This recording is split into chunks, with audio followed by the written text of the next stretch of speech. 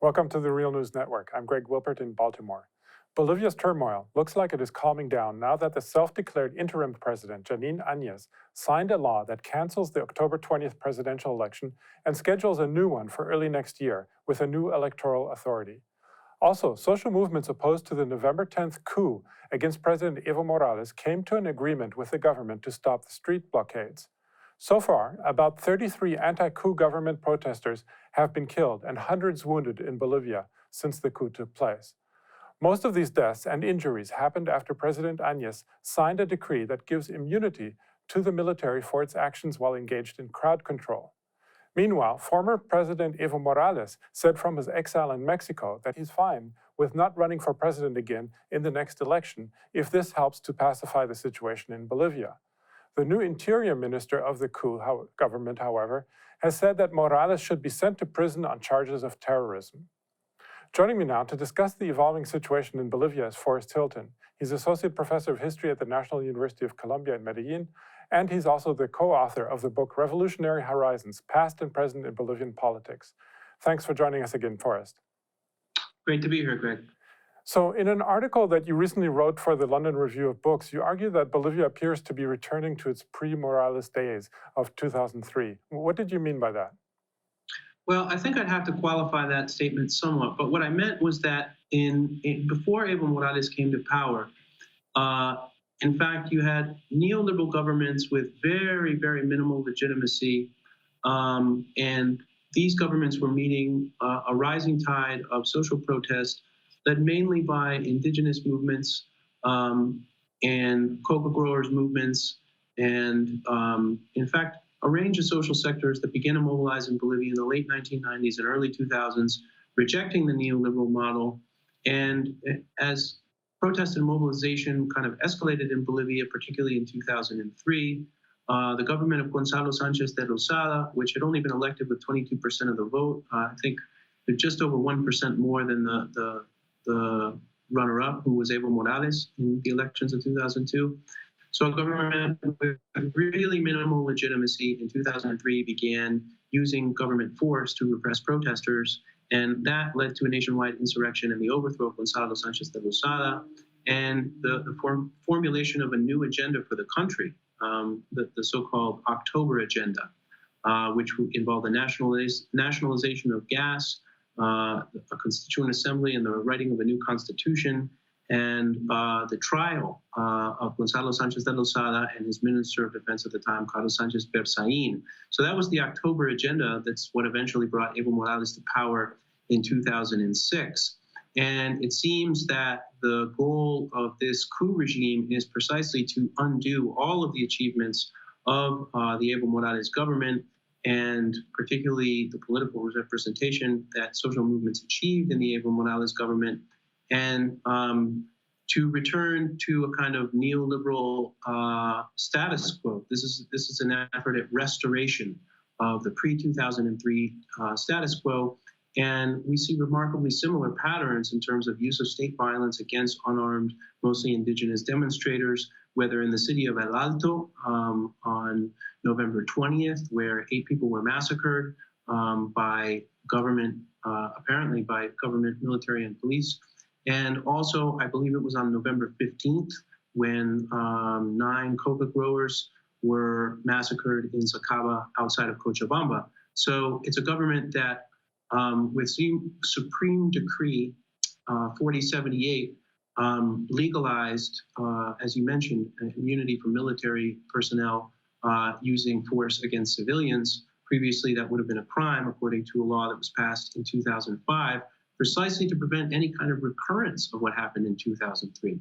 So that's the sense in which I meant it feels very much like a return to 2003 with the use of excessive force. But also there's the dimension of political persecution of regime opponents. And so now, as you mentioned, Evo Morales is being threatened with terrorism charges should he return to Bolivia. And the Minister of Government, Alberto Murillo, announced on November 17th that he had a list of Mas congresspeople that he was going to arrest for seditious activities. That apparently was just a threat in order to influence negotiations between the government and the parliamentary delegation of Evo Morales' political party, MAS. But nevertheless, there have been arrests of MAS members. The current vice president of MAS is under arrest for driving a car without a license plate. And so we see clearly that the new minister of government is doing what it can to persecute MAS members, and that is one of the points of negotiation between the MAS parliamentary delegation and the new government. How far can this new government go in persecuting MAS officials? That's one of the points that's still being negotiated. And another point that's still being negotiated is the issue of immunity for the armed forces according to Supreme Decree 4078. So social movements are trying to get the coup regime to kind of backpedal somewhat on the issue of immunity and to guarantee that any further murders of civilians will be prosecuted according to law. So that's the main point of negotiation or contention right now between the coup government and the MAS parliamentary delegation, as well as the coup government and the social movements. And the social movements have slowly but surely pulled back their road blockades. I think at its height, there were 93 different points throughout the national territory that were blocked. And little by little, those blockades have been lifted.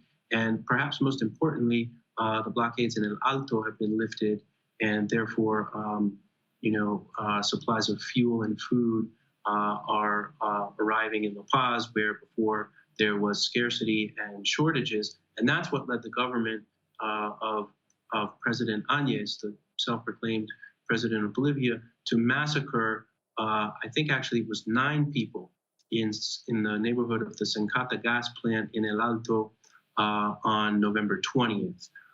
Those people marched with their coffins down to La Paz the following day to try to establish a dialogue with the government, and they were met with tear gas and repression, and then they had to walk back up to El Alto from the capital city of La Paz with the coffins on their shoulders, having received no response from the government and no even acknowledgement of the massacre.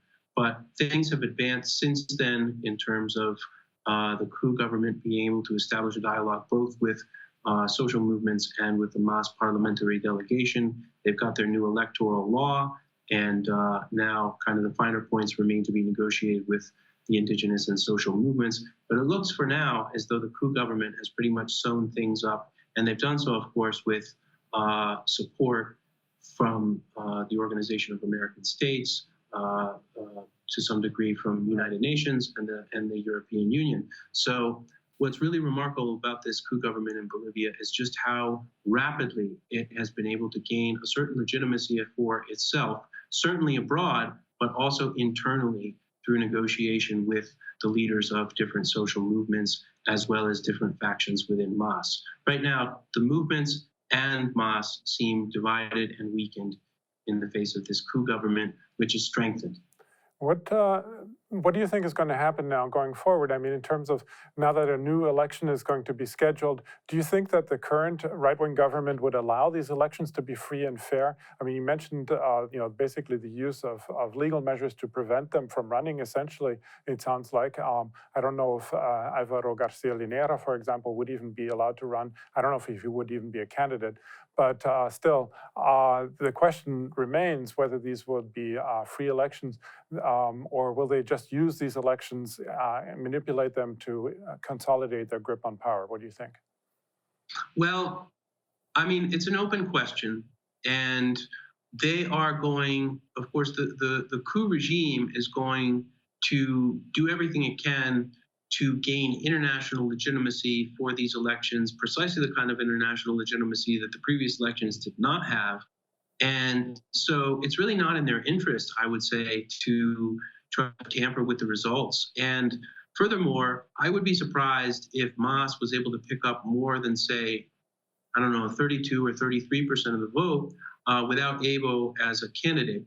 Álvaro García Linera, long Evo Morales' vice president, has also been proscribed from Bolivian politics, but that actually might be a gift to MAS forces. It's not clear to me that Álvaro García Linera could do anything but generate a lot of reaction against him. as a candidate. I don't think he would be very successful at all, given the current contours of Bolivian politics. But it's not clear after Evo and Alvaro exactly who within MAS could be a presidential candidate. And of course, that points to the extent to which they were highly dependent on the figure of Evo Morales and really did very little in the way of kind of leadership development for all those years they were in power. So that's going to be a problem going forward for them in elections. But I imagine they're still going to be able to take at least sort of a third of the vote, and they should be in a good position in terms of parliament. So MAS is not going to disappear as a political force, but it's certainly going to be a political force that's something of a shadow of its former self, and it's a political force that's no longer to command the state. And maybe the most important thing, Greg, is that going forward, it's pretty clear that kind of the business and political interests that have always been opposed to Evo Morales and that really had no choice but to sort of negotiate with the regime in one way or another for a number of years, now have direct political representation of their own. And I think the whole idea was really to do a sort of end run around Morales and keep him out of Bolivian politics in the same way that Rafael Correa has to be kept out of Ecuadorian politics. Lula had to be kept out of Brazilian politics in order for kind of the reactionary oligarchs, old and new, because it would be a mistake to say that this is just the return to power of a traditional elite. As we know, there's kind of new elements and new sectors within this elite that has come to power in Bolivia, which is, essentially a paramilitary fascist right-wing project based in the lowlands that has achieved an extraordinary degree of legitimacy through this coup regime, and that's positioned to do reasonably well in the elections that will be forthcoming. So it will be interesting to see how kind of far-right forces stack up against MAS when they actually have to compete for them with votes in what we presume is going to be a somewhat level playing field. But we have to take into account that right now, various MAS figures are being persecuted and brought up on charges. So obviously, it's a political playing field which favors the right fairly dramatically in any number of ways. But that said, MAS probably still remains the single most popular political party in Bolivia. Okay, well, we're going to leave it there for now. Of course, we're going to continue to follow the situation in Bolivia quite intensely as the situation develops. It's also interesting to see what's going to happen with Carlos Mesa, who was the person who ran against Evo Morales, who has been pretty much kept a distance from this coup government, it seems. But let's see what happens. I was speaking to Forrest Hilton, Associate Professor of History at the National University of Colombia in Medellin. Thanks again, Forrest, for having joined us today. Great talking to you, Greg. And thank you for joining the Real News Network. Thanks a lot for watching. Appreciate it. But do us one more solemn favor. Hit the subscribe button below. You know you want to. Stay up on the videos.